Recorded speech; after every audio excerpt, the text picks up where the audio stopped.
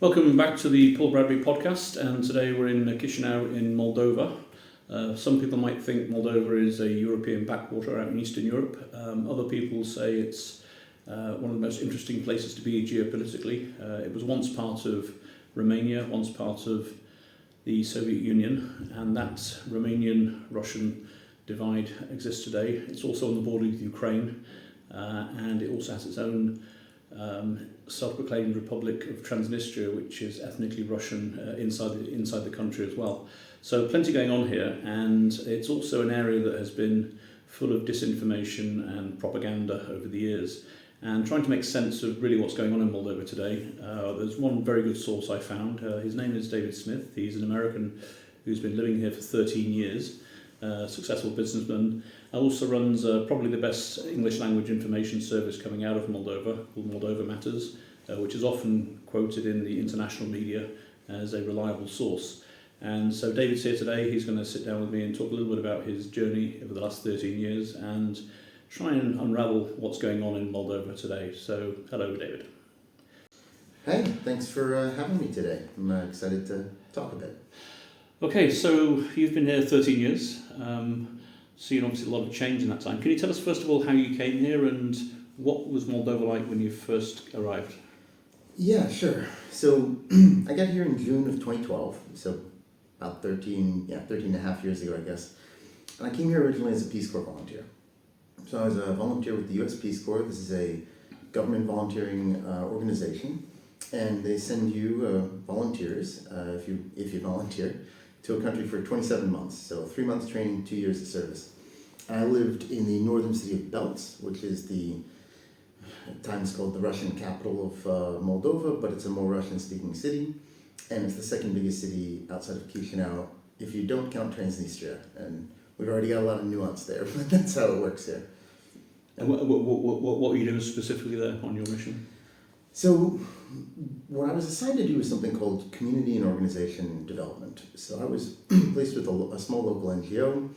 Initially, I worked with them mostly for the first year, and what they did, a little hard to describe, but basically they were an emergency housing place for vulnerable children. So the typical kids that would come in there and be the beneficiaries would be usually, dad's in jail, mom went to the hospital, there's no one to take care of them, or going back further in time, kids picked up off the streets by the police. Belts actually has a pretty robust social safety system as a city, and what I found was the place worked really well, and I helped them a little bit with some grants and project writing, but basically they didn't need me a lot, so when I helped I could, but I wound up branching out into other projects in the city. I overlapped a lot with a program at the time that was on small business development. Mm-hmm. So I worked on some projects with that with the local university. And then I wound up working a lot with the Primaria, or the City Hall. Mm-hmm. And the City Hall was very interested in some fundraising projects that myself and other volunteers had done. And they wanted us to teach young people from the city on how to become involved as volunteers and kind of help their community. So built a municipal volunteering program then too. So there's a lot of different things. And the way Peace Corps kind of works is like, there's not really a job or mission. There's a goal of providing support. You're tasked with working with some partner organization. For a teacher working in a school, that's a very clear job every day. You go to work and teach English. But in the case of the program I was in, it was more fluid and you kind of had to find your way.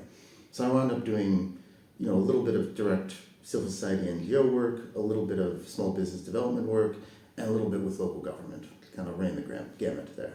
What was life like back then? In Moldova generally? Or in Belts? In Moldova generally, yeah. Very different from today. Even then, you could feel that Chisinau was moving towards becoming a palpably European city. Young people, many would speak English. There were even then people coming back from the diaspora and setting up some interesting restaurants or businesses. But overall, the country had a much more Soviet feel. Mm-hmm. Very true up in Belts. The infrastructure was much worse than it is now.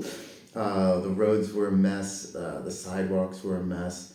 You had staying in old apartment buildings, and nothing worked. I was staying in a very old Soviet apartment block, but I joked that I got really proficient at figuring out when an electrical fire was starting. Because we had a number of them, because everything was so haphazard, and you didn't quite know if you plugged into some outlet if it was going to do what it was supposed to do. In the time since, so after my Peace Corps service, I moved down to Chisinau to start a business, and what I've found is that in these 10 years, we've seen just astronomical growth and change in Moldova, sometimes because of government action and reform, often in spite of it. Right. But what you felt is that, from back at that time, so I'll give an example.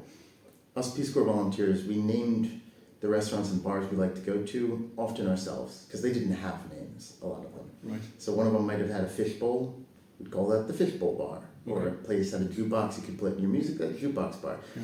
Whereas now you have this real panoply of European dining experiences, anything from Mediterranean food to fresh oysters from the Black Sea, unimaginable back at that time, plus just the infrastructure. So Moldova's a country that's seen a huge amount of change in a short period of time.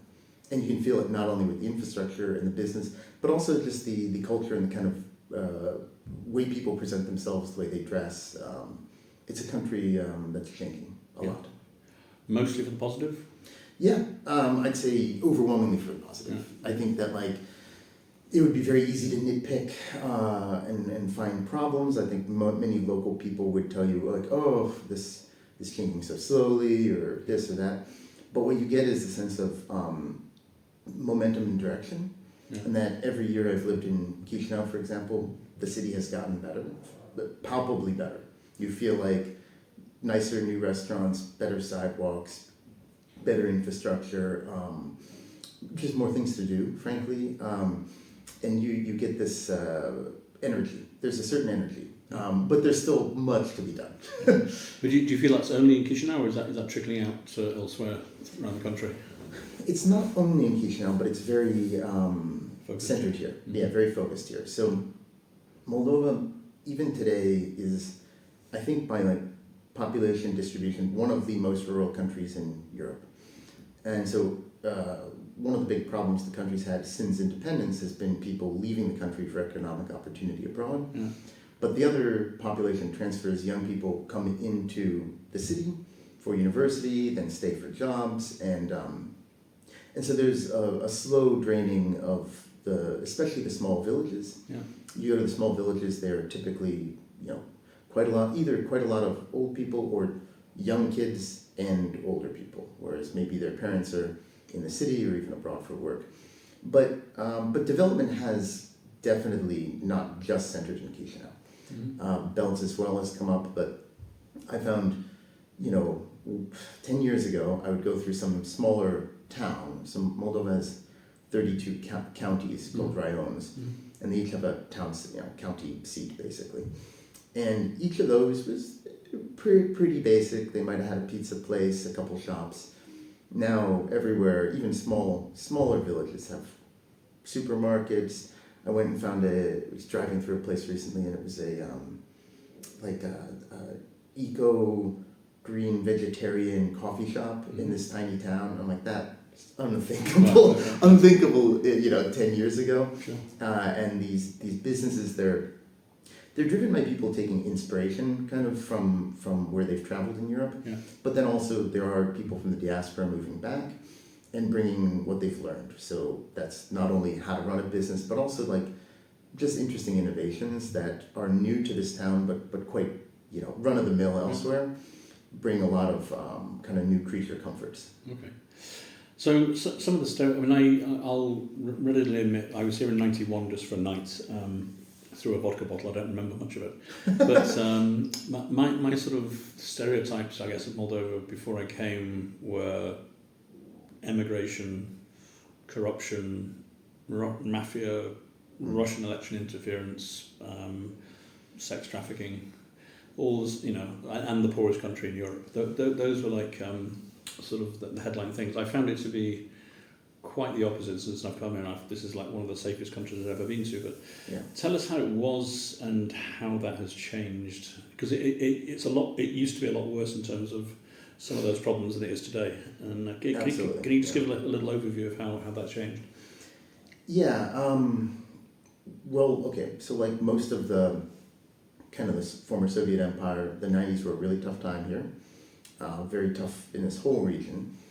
And from that, lots of different problems emerged. The ones you talk about, the clear ones that everybody maybe knew something about Moldova about would have been the migration, because you have lots of people leave the country and move outside for work and for opportunity. And then two, this human trafficking, sex trafficking. And I remember when I got to Belts, I pulled as many reports as I could of former Peace Corps volunteers. The Peace Corps has been here, since 94, I think. I could be getting wrong, 93, 94. And I read an interesting story then. I read a story of like, over the 10 years before I arrived, how much that had changed. The problems were still there, but there was a lot of improvement. Some of that was just the economic recovery of the country reorienting around kind of a market system. A lot of it was external support. But then, yeah, so these problems definitely were very serious, but then they started falling off. And now I think it would be very incorrect to see Moldova through the lens of especially the trafficking problem. That's been dealt with pretty comprehensively already for now many years. And once things kind of got stabilized, you still had big issues, especially corruption. And corruption I would put into two baskets. On one hand, you had the petty corruption, the problems people faced every day. That is if you're a business owner, that'd be a corrupt inspector, that would be trying to open a business to get a license, or just going to school or to the hospital. There's some presumption you're going to pay off the teacher or the doctor. That will persist to a degree, but has improved a lot, especially in the last 5 years. But there's work to be done there. The second problem that Moldova got famous for internationally was the grand corruption, the grand political corruption.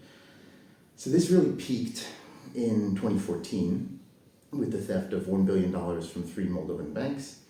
It's a wildly complicated story that we still don't have an authoritative view on. But basically, a group of oligarchs, allegedly led by one named Ilan Shor, orchestrated the theft of $1 billion through phony phony loans, basically, to companies that they controlled. This money immediately disappeared into money laundering shell companies pinged all over the world. And in the process of the banks then basically collapsing, the government had to step in and prop them up. Ultimately, some of these banks were liquidated, And what this was a disaster. Let's put it that way. It was a disaster on a couple levels. Economically, $1 billion was such a big part of the country's GDP that, I like to joke, they stole so much money that the value of money changed. Okay, right. That it caused spiraling inflation of the lei relative to the dollar or euro. At that time, I was just opening a restaurant. I was buying a vacuum cleaner the day a lot of this news broke, and it was complete chaos. The price of the vacuum cleaner changed 3 times from the shelf to the register. Wow. People were just running around the store with price tags, updating prices as quick as they could. It created just a ripple of economic instability. The second thing it did is it punctured a fiction that had been, I say a fiction that's very strong, but basically a fiction that Moldova had been seen as kind of this golden child of reform. From 2009, 2010, there was a pro-European coalition government that had driven out the former communist government, which was Russian-aligned, obviously, and was seeking European Union membership. That coalition had some very corrupt elements. It had some very idealistic elements too. It was an unhappy marriage of 3 political parties and lots of internal factions. But the theft of the billion set into train some events that would collapse that coalition. and lead towards one oligarch seizing control of essentially the whole country. So that brought us to a period of state capture. I'm not trying to do a history, but I'm trying to say it's been an interesting process of kind of crawling out of the 90s, both politically and economically, and trying to find the stability that we're still seeking, but we're finding much more today. Yeah. Yeah. And so the current president, Maya Sandu, has made quite a lot of waves internationally. She was named by the Telegraph as the Person of the Year last year. Can you talk a little bit about the Sandu effect and where she's taking Moldova today? Sure. Yeah. So Maya Sandu, so she has got what I guess we would call a professional and technocratic background, not a traditional politician. And she didn't aspire to be a politician. So she had worked for the World Bank. She had gone to the Harvard Kennedy School. She had basically been in and out of Moldova, but out working professionally in the West, and then came back right before this theft of the $1 billion with one of these parties to be Minister of Education. So she comes in first there and tries to implement major reforms around teacher bribery and cheating, which she does very effectively. Sometimes ruffled quite a few feathers along the way because it was an uncompromising set of reforms. Yeah. But then as that government falls apart, all of these pro-European or let's say idealistic political parties that wanted to see Moldova come out of this Soviet shadow were discredited and shattered. So she wound up creating a new political party. It's called PAS, or the Party of Action and Solidarity. And initially that was just a couple people and a couple volunteers in a banged up little office in the center of the city. I actually had the pleasure of meeting her back at that time. I was running a restaurant, and we took a very uncompromising anti-corruption stand ourselves as a restaurant. We were advocating for reform through business associations and things like that. And we worked with any government that was in place, but I had heard this rumor, this tough little lady who really wanted to make a change. So I got to meet her then. Uh-huh. And it's incredible to think, though, that in not many years, she would build a political party that then became kind of a movement. And then ultimately, she would become president and the party would win power. Now, that's a very short version of a long story. Yeah. She ran for president the first time in 2016 and lost to a socialist candidate who's the socialists here are another Soviet nostalgia party, hammer and sickle, all that kind of stuff. Yeah. But then she came back and won the presidency in 2020, and then set in train a set of events, really from kind of 2019 to 2021, where the ruling oligarchs were driven out of the country, and the country started turning towards a path of major reform, of anti-corruption efforts, of economic reforms, and most importantly, especially after the war breaks out in Ukraine, trying as quickly as possible to get the country prepared to join the European Union and basically find safe harbor in this storm. Right. Yeah. So let's look now a little bit about Moldova's geographical position and geopolitical condition. And again, as a naive guy, and then you can comment. So basically, Moldova used to be part of Romania. Briefly, yeah. Yeah, and definitely there's a lot of people who would like that to happen again, and certainly they see themselves, the language is Romanian, there's a lot of cultural identity there. And then on the other hand, you have quite a large Russian base here, which I actually thought was back to the Soviets, but it's actually back to Catherine the Great, is when they first came in. So that's all pre-Soviet there. And Moldova obviously was a republic in the Soviet Union, so you've got people there with nostalgia for that, who would prefer to have that. And then in the south you have this Gagauzia, where you have this Turkish influence as well, and there's also Bulgarian villages and Ukrainian villages, so it's all kind of a mix. Now, the sort of stereotype, again, before I came, was that you have this Transnistria, this self-proclaimed republic on the Ukrainian border, which is pretty much Russian. And there was a war of independence between 1990 and 92 with Moldova, and today it's a Russian enclave in eastern Moldova with 1,500 troops and so on. You've also got the border with Ukraine. You've got the war of Ukraine, which obviously had a huge effect. You've also got Putin wanting to keep this within his sphere of influence. And Moldova's resisted that very, very well. And Putin's been, fairly brutal. I mean, as I understand it, 70% of the wine industry was exported to Russia until 2006, when he put a blockade and killed it overnight because he was trying to apply pressure. You have gas politics as well coming in. So you have a country which is quite divided in terms of which way it wants to go with its electorate. You have a lot of Russian disinformation coming in. You also have the Hungarian elections now with Orban. Will he stay? And that will obviously have an impact here. And yes, you have this tiny little country which is refusing to give up and is pushing its way towards its EU path. Yeah. As you rightly note, it is complicated. Right. And I mean, how do you, and there's so much disinformation here. For example, I was on the bus to Transnistria for the first time a couple of weeks ago. It was the quickest border crossing I've ever had in my life, absolutely no problem at all. And when I got home, I read that a total blockade had been imposed from Moldova. Yeah. And people were messaging me saying, how did you get across? And you actually, with the Moldova Matters, actually rebuffed it all and got quoted internationally and stuff. So talk about that, like the Russian pressure, I suppose, and how that manifests itself, and all those external pressures, the war in Ukraine as well, and how's that affecting things here?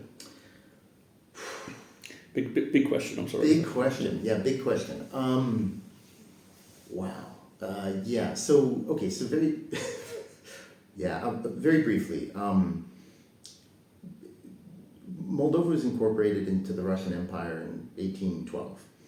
So it was, the territories, Romanian-speaking part of what was not yet a country then, Romania. So Romania was just in the early stages of first consolidating kind of the principalities and getting them out from Ottoman rule, and then coming together as a country. By being part of the Russian Empire, Moldova kind of skipped that part. And broadly, ethnically, had a majority population of ethnically Romanian and Romanian speakers, but then large minority populations of Russians, Ukrainians, Bulgarians, the Gagauz, as you mentioned, which is a Turkish, they have a Turkic language, but they're Christians, so they had fled north in the Middle Ages away from the expanding Ottoman Empire and settled in this border region. So very complicated. And then also a huge Jewish population, per capita among the biggest in Europe before the Second World War. Obviously, the Second World War was extraordinarily brutal here, and we have a very small Jewish population today. So Moldova's gone through huge changes. And as you mentioned, it was part of Romania. That was relatively brief. It was 1918 until 1940, when Stalin and Hitler carved up the world, and Stalin took back Moldova. So this history means that on one hand you have different senses of national identity. On another hand, in a lot of cases you don't have a sense of national identity. So many people would say their main identity would be Romanian, but that doesn't necessarily mean they want the country to join with Romania. Okay. Some do, some don't. You'd have some people just say, well, I was a Soviet citizen and I don't really understand any of the rest of this. You have some people who would adamantly say they're citizens of Moldova. You have the Gagauz, you've got Transnistria as this breakaway. So it's very complicated. And this is not unique to Moldova. My first travels in Ukraine before the annexation of Crimea were also a very divided and complicated country among language and background and history. And Ukraine built a lot of civic identity as part of the war, their ongoing struggle. Moldova has essentially been forging quite a lot of that identity in the last couple years. So with the Russian invasion and the huge exodus of Ukrainian refugees, Moldova per capita has, since the first day of the war, had the greatest number of Ukrainian refugees of any country in Europe from that day until today. And that changed a lot of the politics. So like suddenly somebody who might not have been happy with somebody speaking Russian on the street, well, they might be Ukrainians, so you don't want to be angry about that. With language politics was a wedge issue in election after election after election, and then the current government just settled it. There were ambiguities in the Constitution, the Declaration of Independence, and they just settled it and say, you know what, the language is Romanian, not this Moldovan thing that the Soviets made up. But you know, we have lots of minorities, and a lot of the pitch the current government is making about joining the EU is that within the European Union, this is one of the only places on earth where you can have lots of linguistic minorities, ethnic minorities, and everybody's respected. The counterplay, the disinformation from the Russians is very centered around, you know, nostalgia for the past, which works with a certain older section of the population, and then fear. And the fear for some people would be, oh, you're really going to join Romanian, they won't let you speak your language or have, you know, your kids go to learn in Russian or Bulgarian or Gagauz. But then the simpler fear argument that they deployed very effectively in Georgia also in these past years is basically, oh, you want to join the EU? So did Ukraine, look what happened to them. So it's much more blunt. They use lots of wedge issues when they can, but as the country does consolidate, and I mean, there are all these fractures on 1,000 issues, but now time and again, when the question of does the country want to join the European Union or go back to some Russian empire, that is not ambiguous. That is an overwhelming vote for West. But again, Russia does not want the country to escape its sphere of influence, or frankly, imperial fantasies. So, yeah, I'd say one other thing geographically that is interesting. We are all prisoners of geography when you talk about a country or a nation state. And the way Moldova is situated, we technically have one port on the river going to the Black Sea, but not, you know, any seaside territory. We're sandwiched between Ukraine and Romania. You've got the Transnistrian enclave runs much of the east border. But the key factor, I guess, about Moldovan geography is the southern region is part of these river delta regions. So you've got the Nistru and the Prut rivers here, and then the Danube coming through in Romania. And this, you know, marshy, kind of sparsely populated region flows upward to where you have the city of Odessa in Ukraine. So from Moldova's standpoint, if the Russians were to take or besiege the city of Odessa, Moldova's in the war.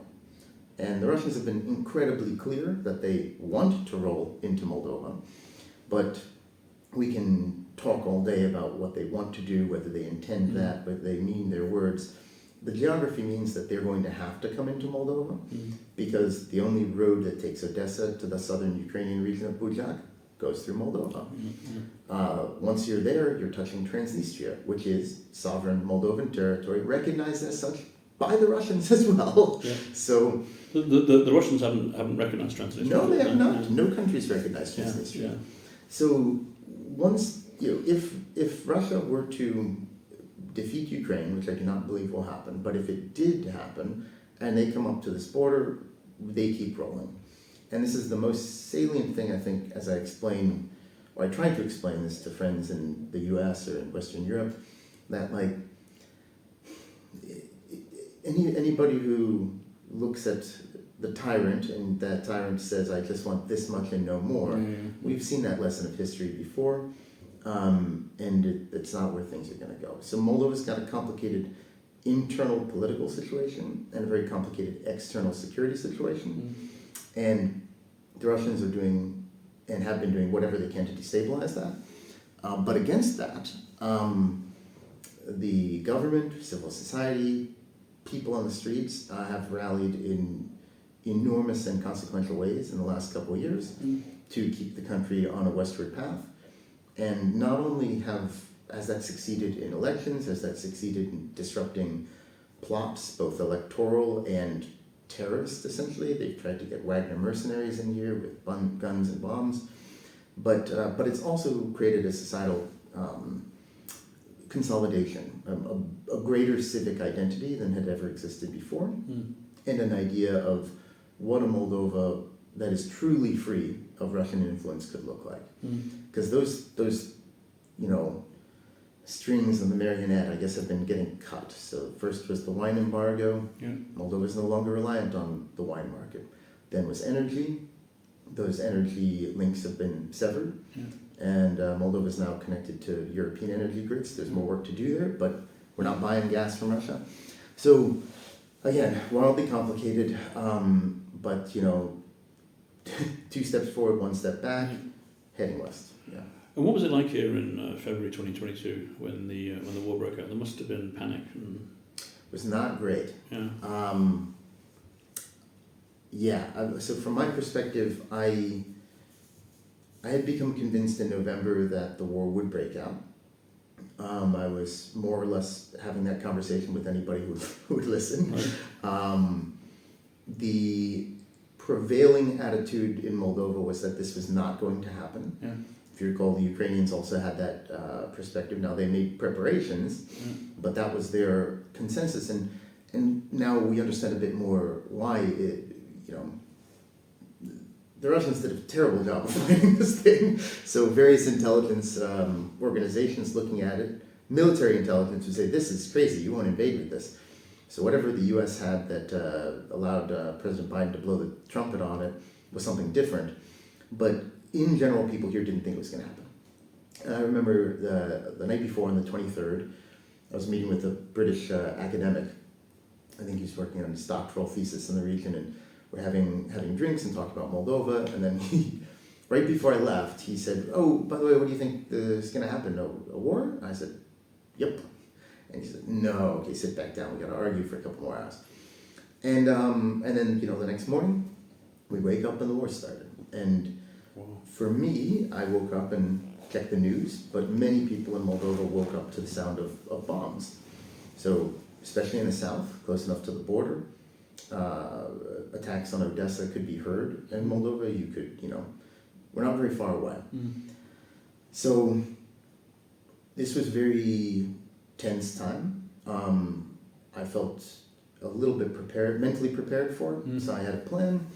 And as I talked about a bit before, the city of Odessa is critical to Moldova's security.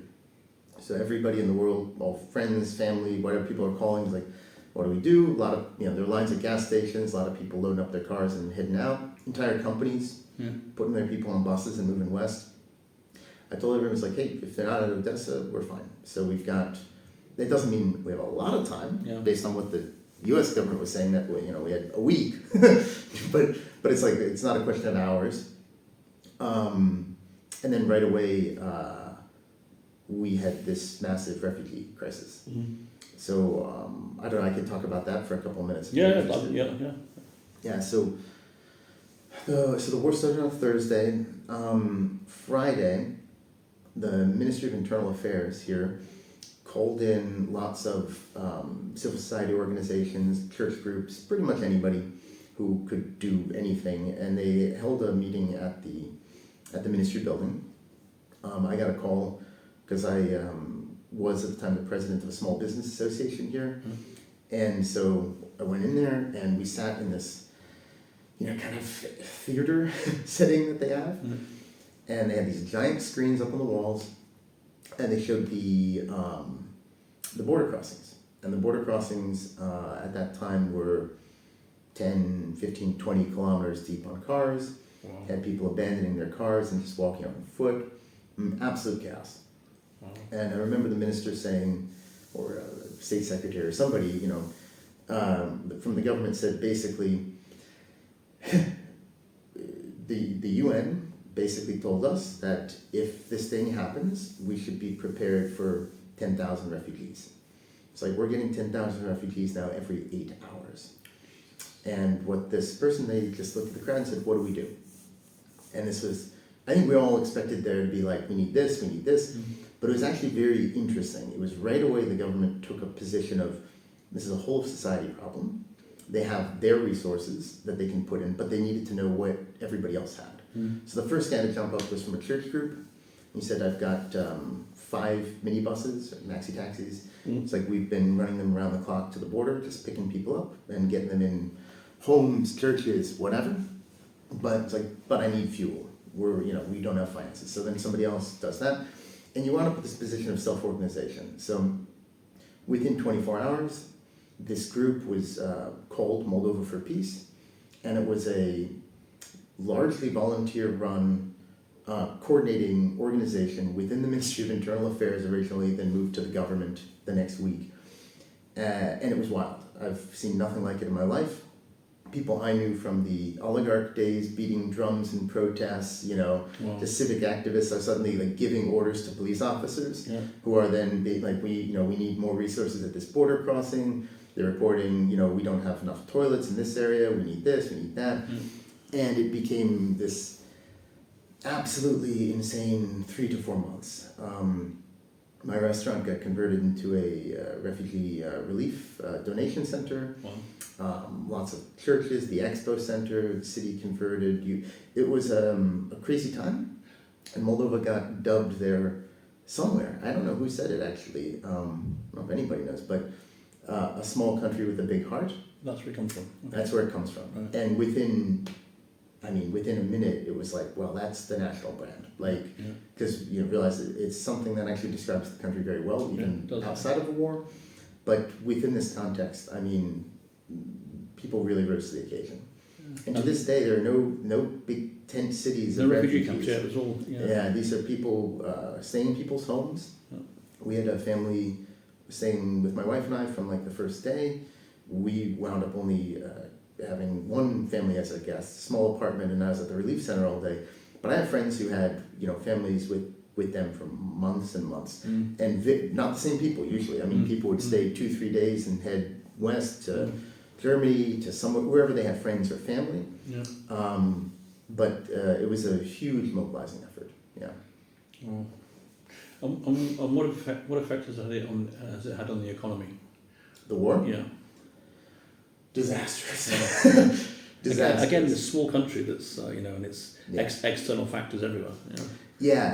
But very exposed. Very exposed. So Moldova's got a large agricultural industry, but basically a lot of the country's imports, or inputs even, come from outside. So the port of Odessa was the primary port for anything coming into the country. That was shut down for the first months of the war before the grain corridor and eventually kind of the Battle of the Black Sea cleared it. But then also people would buy fertilizer here that used to come from Russia or Belarus. And then energy, natural gas, was largely cut off, so energy prices skyrocketed. So in that first year, the inflation rate was about 36-37%. It was very bad. I'll tell you, running a restaurant, trying to raise prices every month, but so conscious of what people can afford. It was very, very difficult for people just trying to make ends meet. The inflation rate started to cool a bit after that, but it's continued to have these ripples and spikes. Wherever Moldova is very exposed to either what's going on with the war or what Russia's trying to do. So energy is the biggest one.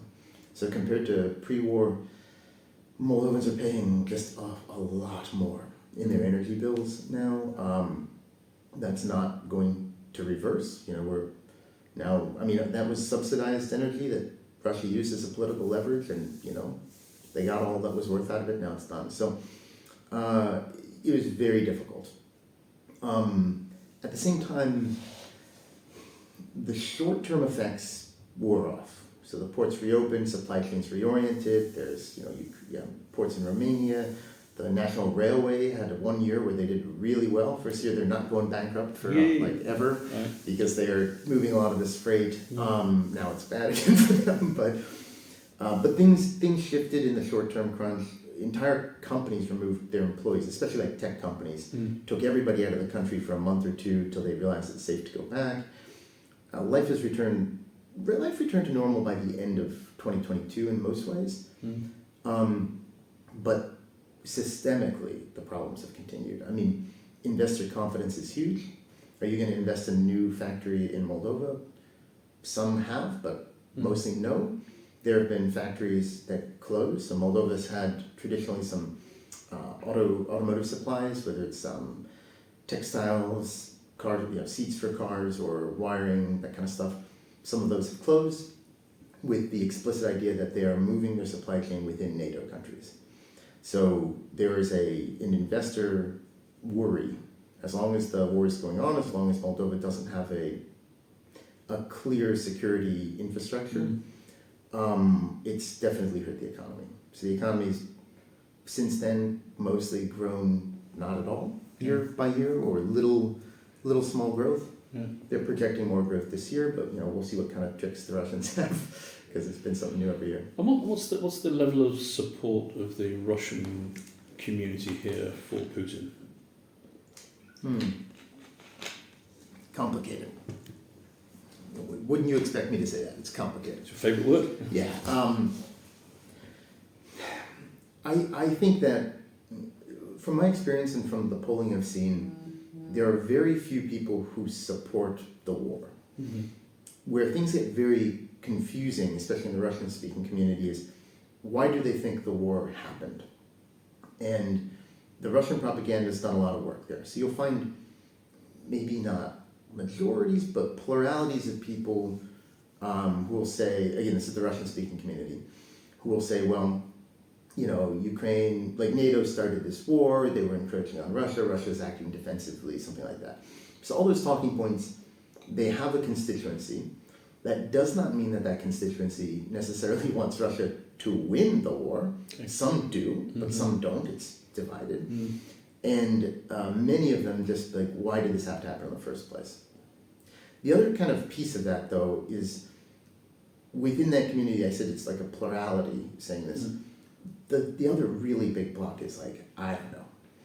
And this I don't know is also a big product of Russian propaganda. In the Soviet Union, the propaganda was meant to tell you what to think and what to believe, or at least what to say, publicly. Whereas Russian propaganda is generally designed to breed cynicism. To say, well, we did a horrible thing, but they did a horrible thing first, or they say, it's a democracy, well, their votes are rigged just like our votes, everybody's a hypocrite, all this kind of thing. So maybe more than, I say definitely more, than convincing people of the Russian talking points on the war that they are using inside of Russia. They've done a good job of getting a lot of people to just be cynics and say kind of like, I don't know why this happened, everybody's at fault is another very popular kind of like poll answer within, again, the Russian-speaking community. That's a poll, and it's worth saying that the Russian-speaking community skews quite a bit older here. That is not the conversation you have amongst business people and a slightly more elite group. They may have the same feelings about NATO started the war or whatever, but I've seen a lot more, let's say, resolve as to what happens next. So within the Russian-speaking business community, for years, I have heard the same argument. The argument is basically, well, our future's with the EU, but they're never really going to take us. It's going to be a long time. So in the short term, we need to do deals with Russia because that's an easy, low-hanging fruit and blah, blah, blah. The same people I've talked to since then are like, whoa, we need to join the EU like right now because there's no economic future over there anymore. And that kind of hard calculus is harder to spin from the Russian standpoint, that like, if you want to provide for your family and see a future, I asked a friend of mine recently, and he's a member of the evangelical Christian community, but with Russian speaking churches, and I asked like, in the balance of all these different complexities, like what wins out? And he smiled. He's like, in my experience, money usually wins. Yeah, it's business. Yeah.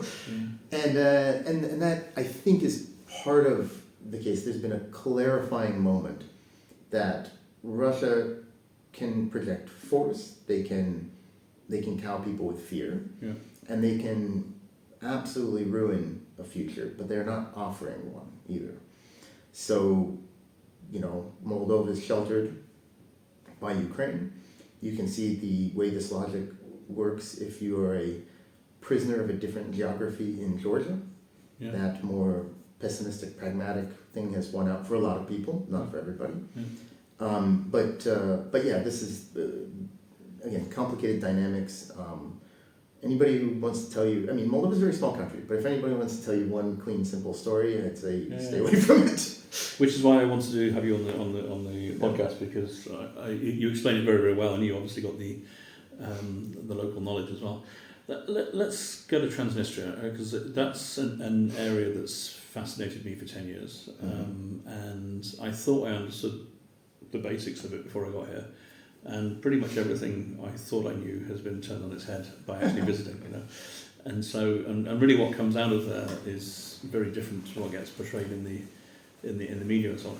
So, first of all, how much real influence does Russia, the state, and Putin have over Transnistria? On paper it's a Russian enclave and everything else, but as far as I understand it, there's 1,500 Russian troops there. But actually, they've all got Transnistrian passports. They're all local boys, and there's been no troop rotation since 2014. So there's actually more. So the total Russian soldiers there are around 2,500. Okay. Now that's 1,500 in what's called the peacekeeping forces, and then another 1,000 in what's called the operational group, which is part of the Russian army.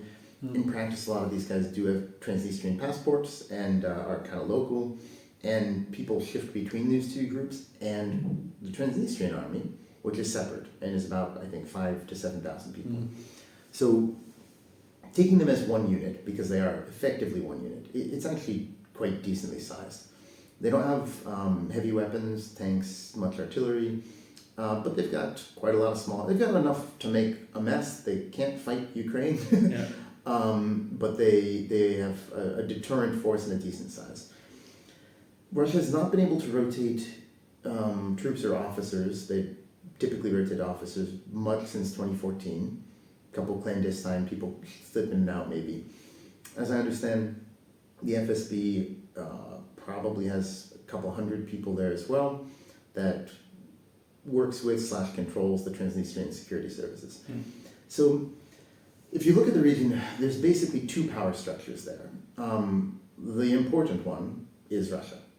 And this is usually thought of as being controlled through the foreign minister of the region, Mr. Ignatiev, who is alternately called an FSB agent, asset, ally, fill in the blanks. He's Russia's spokesman on the ground.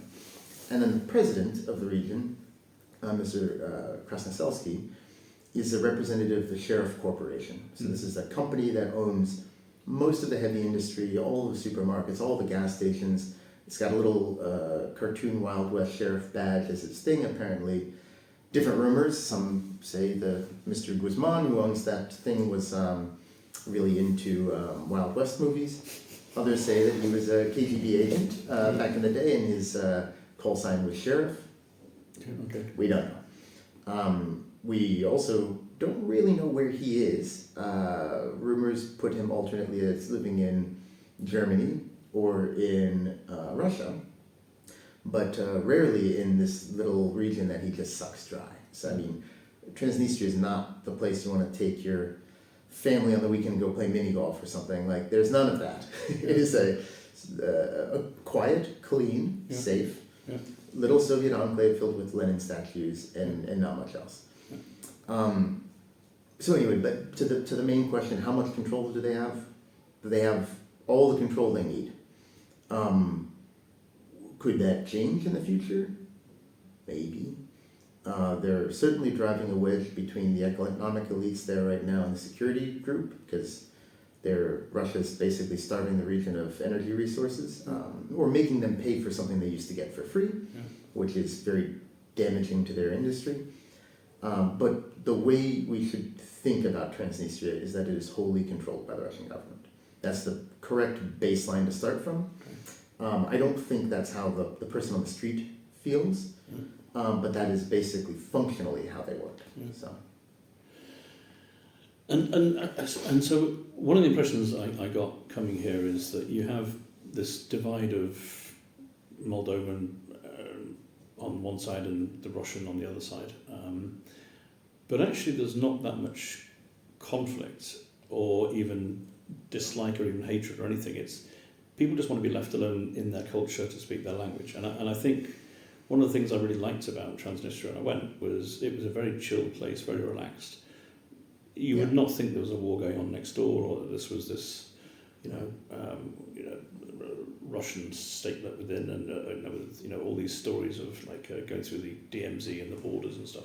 Yeah. There's 20,000 Transnistrians go to work every day in Moldova, for example. Yep. And basically, if the cultural thing and the language thing could be sorted through autonomy and stuff, that would actually basically make the majority of the problems from the day-to-day from people go away, and they'd be pretty relaxed. Or is that a naive? I don't think it's naive. I think what we cannot say it definitively because there's no free press there, there's no polling, there's no data. Yeah. So anecdotally, there have been lots of reports talking about Transnistrians who are more open now to resolving this thing and just trying to live their lives. Yeah. But we don't know. What we can say, like you said, there's no enmity, there's no anger. That goes for the language and ethnic groups within Moldova and between, the rest of Moldova and Transnistria. I think that amongst many Romanian speakers, there's a strong feeling to Russian speakers living on this side of Moldova, so not Transnistria, that you really should learn the language. Lots of younger people from Russian-speaking families are. That's not a pattern that started in the last 2 years. It's a 10-year trend. The government's now facilitating that with free classes, lots and lots of sign-ups. And that is not people who want to give up their native language that they speak at home, but they want to get better economic opportunities for themselves. And then when they go with their friends to the bar, they'll probably go to a Russian-speaking bar and they have Russian-speaking friends. Yeah. And that's fine. Yeah. And there are not conflicts in that, way. Moldova's probably the safest country I've ever lived in. I mean, definitely counts the U.S. I lived in Atlanta and places there, and you look over your shoulder a lot more than you do here. And then, there's no constituency for starting a conflict between Moldova and Transnistria. Yeah. However, and the big but there is going back to what we said before, is like who is in control in Transnistria. So I've heard some people say things like, well, the Russian army there, they're these Transnistrian guys, they don't really care, this is not their big thing. If push comes to shove, would they really fight? And the way I've had this explained to me by people way smarter than me, from the government and from people who've studied the region a long time, is that to create a real crisis, you only need about 50 or 60 guys with guns. Yeah. And once these things kick off, they have an entire mind of their own, and it's very, very hard to stop them. So, that's the classic thing people talk about in Bosnia and the Western Balkans, that, it went from a day where everybody was neighbors to a day when they were not. Bad actors can do a lot of bad things. So the Moldovan government's approach to Transnistria is, one, absolutely only peaceful discussions and resolution. Two, there's no real talk of a political solution now. The structured talks, official diplomatic talks that are called the 5+2 talks, but without getting into it, basically the other parties were Russia and Ukraine was a party to it because they're neighbors. Yeah. They're not all sitting down at a table, whether with the EU, the US, or anybody else, doesn't matter. And Russia has no desire to find a political solution there. And if they don't want it, they will block it. Full stop. So Moldova's approach to this is a new plan that I've written about in Moldova Matters, and that the government's been kind of rolling out and starting to speak about, is they're calling it kind of convergence. So they are looking to more aggressively work to provide services to Moldovan citizens in Transnistria. So of the, call it 250,000 people there. Over 200,000 have Moldovan passports, like 150,000 have Russian passports.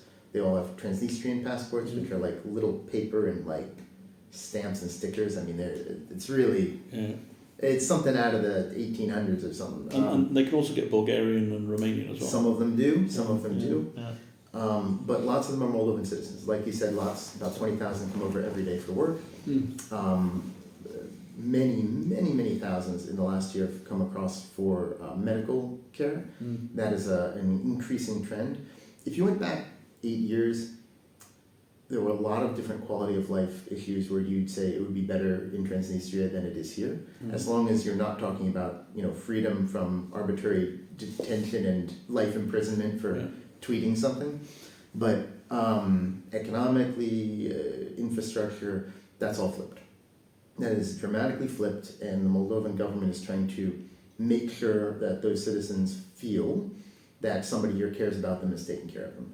With the idea that someday, then we can have that bigger conversation about autonomy, about something like that. But, that probably can't happen until the war ends. But then, one thing I'm realising with the war is, because I think 3 or 4 days after the war started, Ukraine closed the border with Transnistria. It kept it open with Moldova, but with Transnistria closed it. And that immediately, obviously, cut off any trade between Ukraine and Transnistria. Also closed off access to Odessa, the big port, so now everything had to go through Moldova. So for the last 4 years, basically Transnistria has needed Moldova because it's its only window to the world. And now, as I understand it, most of the businesses and stuff are being registered in Chisinau, and now it's like 70% of the trade is going through the EU countries. 75, yeah. So it's just naturally economically moving away from that. And if it's in Ukraine's interest to get Transnistria within the Moldovan sphere rather than the Russian sphere, and there seems to be some natural economic pressure there that can be applied.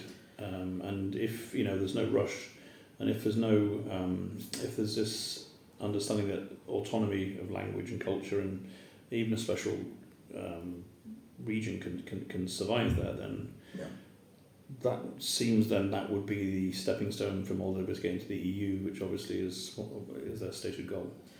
Yeah, yes, definitely true. It is a longer-term goal, longer-term trend than that. So if you start even in, say, the year 2000, what is constitutionally controlled Moldova did most of its trade with the Russian Federation. What is now Transnistria did most of its trade with Western Europe. So it's always been flipped.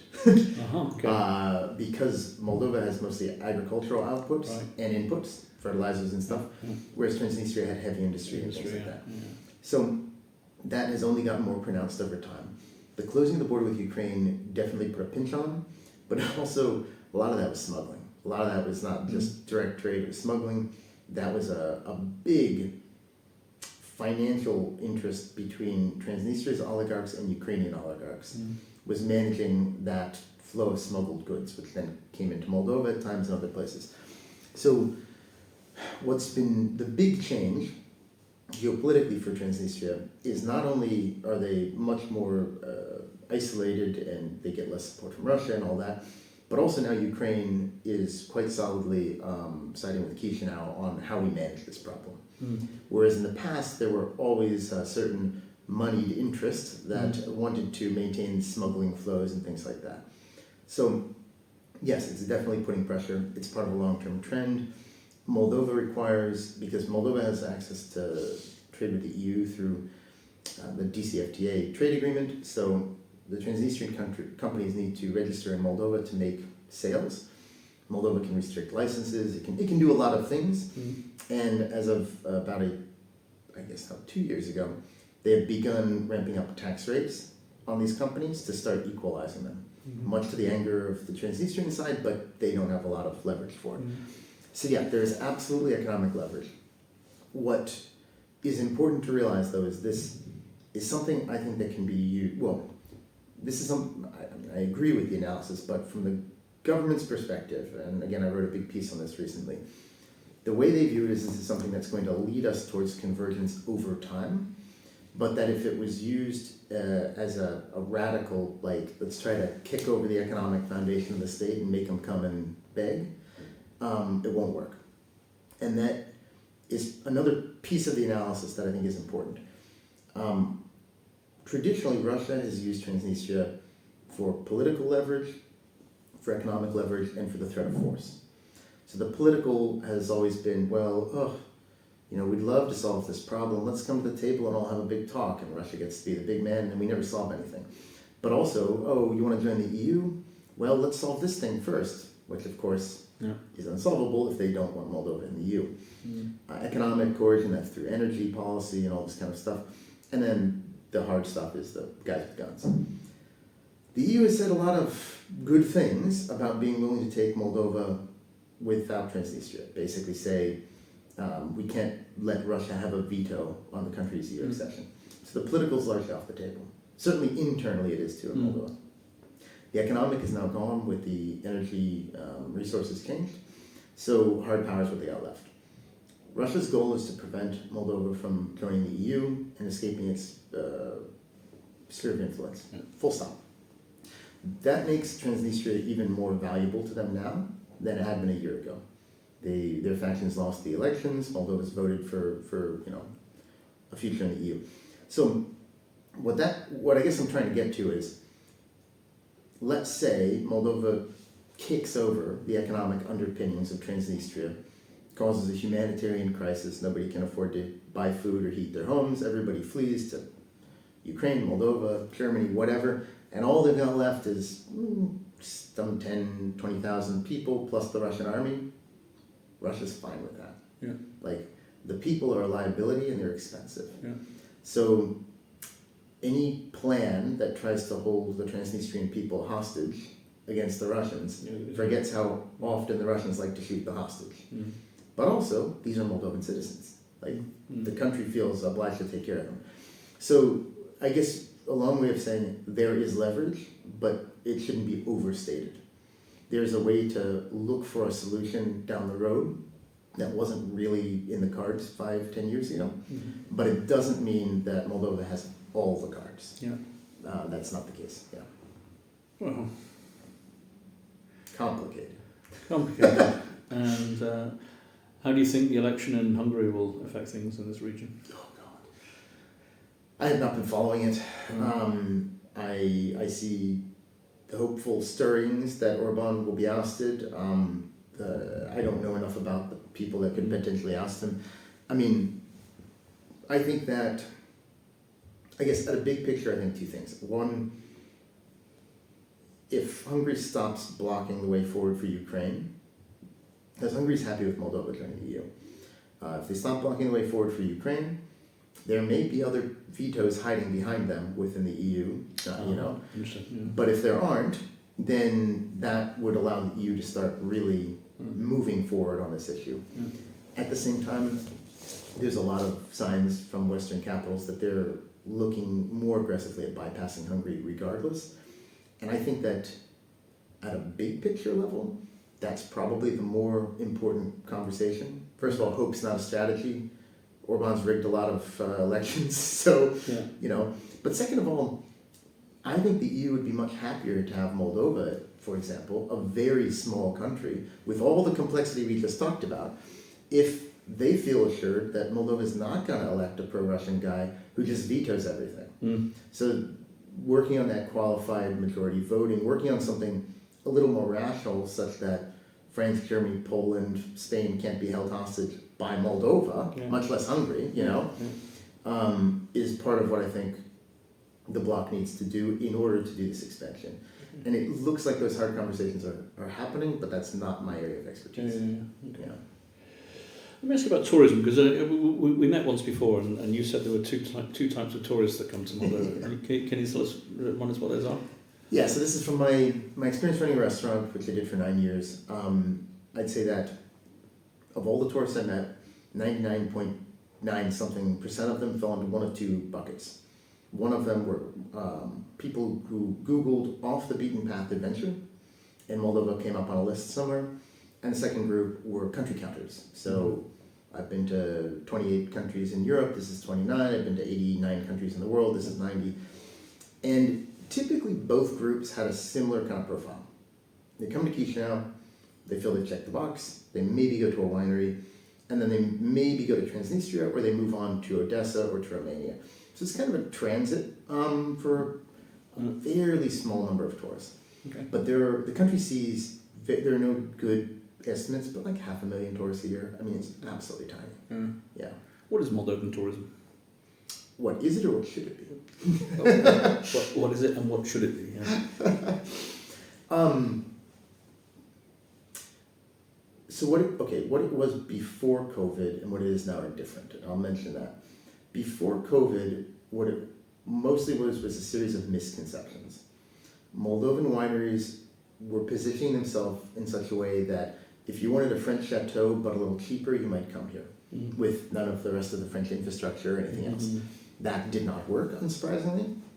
And I did not get the impression at that time that many people understood that most of your customers are going to come in with a big backpack and not with a briefcase. That was misconstrued. Moldovan tourism now is actually much more hopeful. During COVID, people couldn't travel, obviously.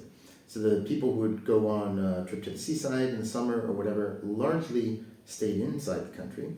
And that created a movement, social media groups and stuff called Rediscover Moldova. And so Moldovan tourism now is largely for Moldovans. That people go out to the weekends and see wineries, beautiful restaurants in rural areas, nice experience, make pottery somewhere, I mean, all this kind of stuff. That has created an infrastructure that could greet foreign tourists, I think, very well. But partly because of the war, we just haven't seen many. I mean, there's worries about security that are not founded, but I mean, obvious, they make sense. I will say the majority of tourists that I've met tend to come from Northern Europe. So Scandinavian countries, Germany, a lot of people, that was, again, backpackers and stuff. And I think that's probably what the main future focus is going to be too. People want a rural, authentic, life is slower, cheap, very good food, I think there's opportunity there. I'll also say I've known, I think, basically no one who's come here and had a really crummy time. You make an exception, you're brave enough to come up in the middle of January. Stupid is the word, not brave. Yeah. But mostly if you're here in the good season, I've known people to come once and then come back again and again and again. So yeah, it's a beautiful, beautiful country. The wine is wonderful, but it is an underdeveloped sector for sure. Well, but the wine's wonderful, but the wine experiences are wonderful. I mean, some of these wineries you go out to, and I was in Krigova, and crazy, right? Absolutely insane. It's crazy. And the story of Yuri Gagarin got lost there for 24 hours. Lost there, drank himself silly. Vladimir Putin had his 50th birthday down there. Did he really? Different times, yes. Wow. His wine collection has been hidden since the war began, the earlier iteration of the war actually. But he had or maybe has somewhere a private collection there. Lots of dignitaries, world leaders. A friend of mine went to the government reception when Hillary Clinton came through and was there. But yeah, I mean, Krikova it's an underground wine city, 74 kilometers of tunnels. It's wild. But then you have these rural wineries that are beautiful. Off mic you mentioned Asconi, really nice, bigger one. There's some smaller ones, etc. I really love, very small, beautiful. Just kind of like sit out there on the porch of this winery, look through over the vineyards, watch the sunset. So it's a good experience, and increasingly very good on the food side too. Yeah, we went to Castle Mimi. Yeah. Interesting place, right? I mean, there's nothing around, and suddenly, boom, But the hotel was super there. It's super nice there. Yeah, I've never seen that. We stayed from last year and stuff, and so you can see that there's money coming in to develop that, and so the wine tourism here is remarkably well developed for what you see elsewhere in the country, I think. Absolutely, and not to speak ill of our neighbors in Romania and Ukraine, but regionally, not only are you going to have a better wine experience here, but you're going to get a much better glass of wine. Yeah. And Moldova really has a wine history. So obviously there are many regions around Europe that make great wine, but Moldova is the only place I know of where every family makes their own wine. Well, at least every family outside of the big city that lives in an apartment. Every family makes their own wine every year. They drink it. The thing in Moldova is like, where's the best wine in the world? At whatever house you happen to be sitting in. It's the only polite answer. But it is really a wine culture. And it's very unique for that way. Yeah. Let me ask you, I'm coming towards the end now, but running a business here, you mentioned you were in the restaurant business for 9 years. I know you had that at the bar where we first met, tap room and stuff. What's that been like? And I'm sure you got some stories. And one thing you did say was that you didn't pay a bribe the whole way through, which must have been quite an achievement, actually. Yeah, of sorts. It's very difficult. So my partners and I, we opened American barbecue and craft beer restaurant, Smokehouse, back in 2015. So ran it, 9 years, eventually had 2. Closed the original one in COVID, basically went out of business, and then sold the second one. And the new owner has done a great job bringing them both back together. And then we went there and enjoyed it the other day. It is tough to run a small business anywhere in the world for all the reasons that any small business owner will tell you. Employee issues, trainings, something always goes wrong, the faucet's broken, you gotta fix it. All problems flow to you, even if you've got competent managers and stuff. The buck stops with you. It's harder in Moldova because of issues of corruption, which, like I said, have improved, but were very, very difficult when we started out. And then also, the way petty corruption often manifests is facilitation bribes. So the knock-on thing there is it's impossible to figure out how to do anything by design. You want to get a license to, operate a brewery. You want to get, just opening a restaurant, you need to serve food, certify that. How do you do it? Go talk to some official? I don't know. Okay, great, thanks. So you either can read the law online, which some of these laws date from the 70s. They were written in the Soviet legal system, which is also wild. Or you just have to basically have experience. And once you figure it out, you solve that problem, you go on to a new one. So it was very difficult. We never paid any bribes. We got into terrible fights along the way. Big one with the health department, not because we had a problem, but because we talked about how corrupt they were on a news interview one time, and then they came in and corruptly tried to shut us down. Amazing, right? Amazing. You couldn't write it. Had the local government, city government, try to strip our operating license because the idiot inspector, we wouldn't allow him to come in and just drink for free with his buddies. So he stripped our operating license and tried to shut us down. Also, big fight. We typically won all these fights, not by relying on good lawyers, though we did have a decent lawyer, but by going public. And people here, especially younger people, especially you can interact with in social media, people are so fed up with the corruption. It's not that there isn't an appetite to fix it. Everybody wants to fix it. The problem is that it's very embedded. It's very hard to fix. So even with a reformist government, as we have now, it has taken them, in cases, years to root corruption out of specific departments. They're having trouble with the judiciary, but they're making progress. But it is just an endemic system. But again, it's gotten a lot better. And even from 2015, when I opened my first restaurant, to 2017, when I opened the second, night and day. First restaurant was the minimum time between you filing a paper and you picking up your authorization to work was 72 days. In those 72 days, you had to go to like 15 departments. Everybody tried to shake you down, whatever. 2 years later, after a really important reform that I'm happy to say we helped consult on, that was 15 days, and they came to you. So rather than you go to 15 departments and Yeah. sit in smoke-filled rooms with Yeah. assholes, sorry, I don't know if I can curse on here, but sorry, they'd come to you, they'd have to inspect you, they'd actually have to do their jobs. And in practice, I mean, just night and day. It was a totally clean process opening the second restaurant. Yeah. And things have gotten much better. But How's digitalization here? improving. So that really came into play at the tail end of me running the business. So when I exited basically late 2023, I have another business now. I do some consulting work. I do a little rural tourism stuff.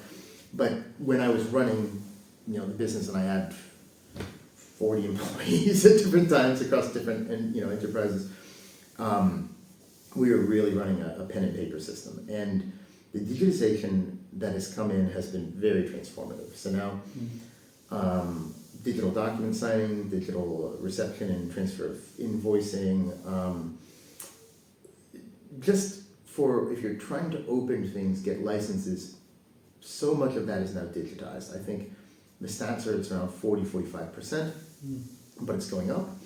And the goal obviously is the less you interact with an official, the less they can ask you for a bribe, so you can make a lot more things transparent. Also, a really cool thing that you get here in Moldova is there's a digital citizen portal app, or residents too, called Evo. And if you get that, you can sign into it.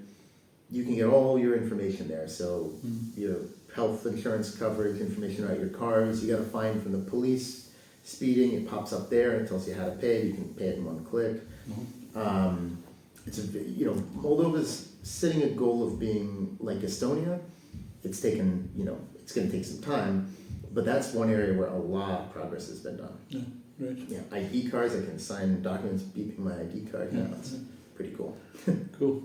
And then you run this information service, Moldova Matters, which is essential really for anybody that really wants to understand. Thank you. Tell us how that started and what's it about. Sure.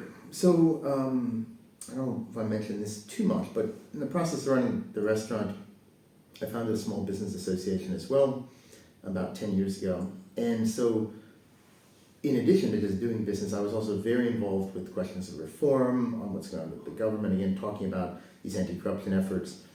And when COVID lockdowns happened, I found myself with a lot of free time, and like a lot of the world. And one thing I decided to do in that winter, I guess, fall and winter 20 to 21, is I decided to take the fact that I follow the Moldovan news and goings on compulsively and turn it into a project. And the project for me was about getting myself writing in a disciplined way. I used to do a lot of writing, I hadn't for years. So I decided I'm going to put out a weekly roundup of the news about Moldova in English. I do it on Substack. It's called Moldova Matters. And that was launched in February of 2021.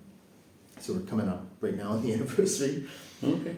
Excuse me. And it started really just as a side hobby. I structured it as business from the beginning because that's what I do. But I really expected it to be kind of a niche thing because at the time, not many people knew very much about Moldova or cared. Flash forward into April, just a few months later, we're in a bit of a constitutional crisis as Maya Sandu is president and elections are coming. We have elections, we have an energy crisis, the war starts. Moldova went from a small, beautiful country on the way to nowhere. We don't even have there's no transfer as part of the airport, Yeah, that's true.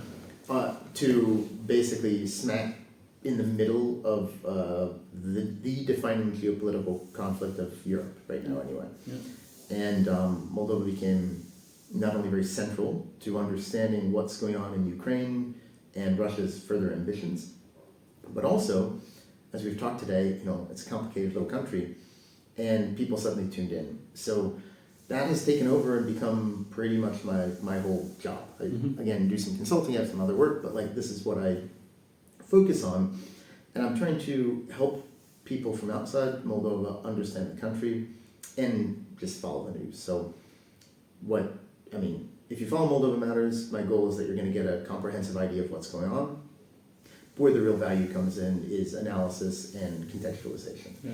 Because it's important not just to know what is important, but also what's not so important, and the why.